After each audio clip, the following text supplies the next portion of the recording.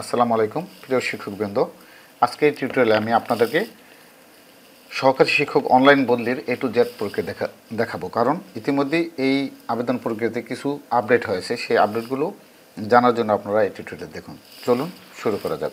প্রথমে আপনারা আপনার IPMS-এর যে ওয়েবসাইটটি রয়েছে সেখানে যাবেন। যাওয়ার পর আপনার ইউজার আইডি এবং পাসওয়ার্ড দিয়ে আপনি জাস্ট সাইন ইন করবেন। আমি জাস্ট এখানে একটি সহকারী শিক্ষকের একজনের আইডি পাসওয়ার্ড দিয়ে আমি জাস্ট এখানে সাইন ইন করলাম। করার পরেই দেখতে পাচ্ছেন শিক্ষক বদলির আবেদন এখানে দেখতে পাবেন। যদি না হয় তাহলে আপনারা এই বদলির আবেদন এখানে ক্লিক করেও আপনারা দেখতে পাবেন নতুন আবেদন করুন। তাহলে আমরা যদি ড্যাশবোর্ডে যাই সেখান থেকেও দেখতে পাচ্ছি, আবার বদলির আবেদন প্রক্রিয়া এখান থেকে আমরা দেখতে পাবো। তো আমি জাস্ট শিক্ষক বদলির আবেদনে জাস্ট এখানে ক্লিক করলাম। এখানে ক্লিক করার পরে নতুন আবেদন ক্লিক করবেন। এখানে ক্লিক করার পরে আপনার এই অপশনটি দেখতে পাবেন। দেখার পরে এখানে লাল কালিতে বদলির আবেদনের জন্য নিম্নের বিদ্যালয়ের তালিকা হতে কমপক্ষে একটি বিদ্যালয় পছন্দ করুন। আপনি সর্বোচ্চ 3টি বিদ্যালয় পছন্দের তালিকায় যোগ করা যাবে। তো আমি এখান থেকে তালিকায় যাচ্ছি। যাওয়ার পর এখান থেকে চাইলে ফিল্টার করে নিতে পারেন, কোনো প্রয়োজন নেই। এখানেই সমস্ত বিদ্যালয়ের তালিকা দেওয়া থাকে। আপনি এখান থেকে 10-এর পরিবর্তে আপনি 50টি সিলেক্ট করে নিতে পারেন। আমি 50টি সিলেক্ট করে নিলাম। নিয়ে আমি যে বিদ্যালয়ের জন্য আবেদন করব সেটি এখন আমি খুঁজে বের করব। এখন দেখা যাক আমার কাঙ্ক্ষিত বিদ্যালয় যে বিদ্যালয় সেটি আমি এখন খুঁজে বের করছি। আপনারা এইভাবে আপনার পুরো উপজেলার শূন্য পদের যে তালিকা রয়েছে সে তালিকা এখানে দেওয়া থাকবে। এখান থেকে আপনারা সুন্দর মতো সে তালিকাগুলো খুঁজে বের করবেন। তালিকা থেকে দেখবেন যে আপনার বিদ্যালয় কোনটি। আমি এখনও আমার বিদ্যালয়ে খুঁজে পাইনি। আমি আবার শুরু থেকে দেখে যাই। আমি আমার এই বিদ্যালয়ে বদলি করব, ইসলামপুর সরকারি প্রাথমিক। জাস্ট আমি এখানে যোগ করুন। এইভাবে আমি যোগ করে দিলাম। আপনি এইভাবে পরপর 3টি স্কুল যোগ করতে পারবেন। যেহেতু আমি শুধু একটি বিদ্যালয়ের জন্য আবেদন করব, আমি একটি বিদ্যালয়ে যোগ করলাম। যোগ করার পরে এখানে নিচে রয়েছে 3টির মধ্যে একটি বিদ্যালয় পছন্দের তালিকায় যোগ করা হয়েছে। তো আমি একটি করব। তো আমি সেভ দিয়ে এগিয়ে যাব।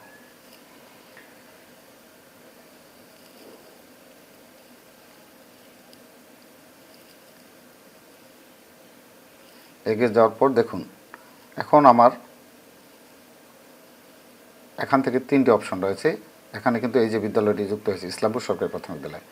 তো আমি আর বিদ্যালয় যুক্ত করব না। আপনারা যারা 2টি বিদ্যালয় 3টি বিদ্যালয় যুক্ত করতে পারবেন।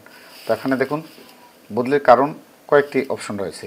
বিধবা, তালাকপ্রাপ্ত নারী শিক্ষক, প্রতিবন্ধিতা, স্থায়ী ঠিকানা। তো স্থায়ী ঠিকানা হলে এখানে জাস্ট এভাবে সিলেক্ট করবেন। করে এখান থেকে আপনারা এই দূরত্ব নির্বাচন করে দেবেন। 0 থেকে 30+ পর্যন্ত দূরত্ব রয়েছে। আমি এটাও করব না, আমি এটা বাতিল করলাম। তারপর রয়েছে প্রতিবন্ধিতা। যদি প্রতিবন্ধিতা কোনো শিক্ষকের থাকে এখান থেকে প্রতিবন্ধিতার সনদ দিতে হবে, অর্থাৎ 2 মেগাবাইট বা 2 MBর মধ্যে ফাইলটা থাকতে হবে। এমন একটা সমাজ কল্যাণ বা সমাজসেবা অধিদপ্তর থেকে যে প্রতিবন্ধী সার্টিফিকেট দেওয়া হয় সেই সার্টিফিকেটের কপি যুক্ত করতে হবে।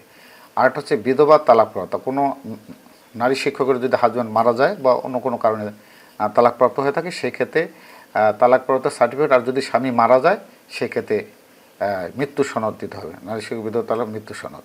তো আমি এই ক্যাটাগরিতে আবেদন করব, যেহেতু আমার যে শিক্ষক তার হাজব্যান্ড মারা গিয়েছে বিধায় তিনি এই কোটায় আবেদন করতে পারবেন। তো আমি এখানে সিলেক্ট করার পরে দেখুন বিবাহ বিচ্ছেদ বা মৃত্যু সনদ। তাহলে আমরা এখান থেকে মৃত্যু সনদ এখানে জাস্ট ফাইল আপলোড করুন। এই যে ফাইলটা গিয়ে আমি আমার যে ডেস্কটপে যে মৃত্যু সনদ রয়েছে, আমি এই যে মৃত্যু সনদ, এটা হচ্ছে মৃত্যু সনদ। আমি মৃত্যু সনদের এখান থেকে জাস্ট এইভাবে সেভ করে দিলাম। এই যে সম্রাট ভাই ওনার মৃত্যু সনদের সার্টিফিকেট এখানে দেওয়া হয়ে গেছে। তো দেওয়ার পরে আমরা জাস্ট আমাদের আর কোনো কাজ নেই, আমি সেভ করে পরবর্তীতে এগিয়ে যাব। এগিয়ে যাওয়ার পরে আমার এখানে এই যে টিক মার্ক রয়েছে, এটা না দিলে কিন্তু এই সেভ অপশনটি এখানে ক্লিক হবে না। যে আমি স্বীকার করছি যে দাখিলীকৃত সকল তথ্যাদি কাগজপত্র সঠিক রয়েছে, জাস্ট এখানে ক্লিক করতে হবে। ক্লিক করার পরে এই সেভ বাটনটি অ্যাক্টিভ হবে। অ্যাক্টিভ হওয়ার পরে আমি জাস্ট এখানে সেভ করব। সেভ করার পরে আমার এই আবেদনটি এখন পরিপূর্ণ হয়ে গেল। এই যে আবেদনটি দেখতে পাচ্ছেন, আবেদনটি দেওয়ার পরে আমরা এখন জাস্ট এখান থেকে আমি সাবমিট বাটন জাস্ট এখানে ক্লিক করব। ক্লিক করার পরে আমি যার জন্য আবেদন করেছি তার বিদ্যালয়ে তার মোবাইলে একটি কোড যাবে, এই ওটিপিটি এখানে দিতে হবে। ওটিপির জন্য অপেক্ষা করছি। ওটিপির সময় হচ্ছে 5 মিনিট। এর মধ্যে অবশ্যই ওটিপি চলে যাবে, না হলে আবার আমরা রিসেন্ড করতে পারবো, দ্বিতীয়বারের জন্য পাঠাতে পারবো, কোনো সমস্যা নেই। ইতিমধ্যে আমরা কোড পেয়ে গেছি। এই কোডটি দেওয়ার পরে দেখবেন অটোমেটিকই আবেদনটি কমপ্লিট হয়ে গেল। এই যে ট্র্যাকিং ডাউনলোড করবেন, ডাউনলোড হয়ে গেল। বদলি আবেদনে যেতে পারি, আমরা বদলি আবেদনে যাব। যাওয়ার পর আমরা দেখতে পাই যে তার আবেদনটি ইতিমধ্যে আপনার বিদ্যালয়ে মূল্যায়নকারী কর্তৃপক্ষ রিভিউ না পর্যন্ত এডিট করতে মুছতে পারবেন এবং রোকেয়া বেগম এই আবেদন করবেন। এখন এই যে আবেদনটি হয়ে গেছে, এখন প্রধান শিক্ষকের রিভিউর জন্য এটি অপেক্ষা করছে। প্রধান শিক্ষক রিভিউ করার পরে এটি সহকারী উপজেলা শিক্ষক রিভিউ করবে এবং তারপরে টিউ স্যার রিভিউ করবে, পরে ডিপিও স্যার চূড়ান্ত অনুমোদন দেবে। যদি এখন এই প্রক্রিয়াটি যদি কোনো কারণে সে পরিবর্তন করতে চায়, তাহলে আবার আপডেটে ক্লিক করে সে যতক্ষণ পর্যন্ত প্রধান শিক্ষক অনুমোদন না করবে ততক্ষণ পর্যন্ত কিন্তু এটি তিনি আবার নতুন করে কাজ করতে পারবেন, বাতিল করতে পারবেন। বাতিল করার জন্য পুনরায় কোড আসবে, অথবা যদি সংশোধন করতে চান তখনও পুনরায় কোড আসবে।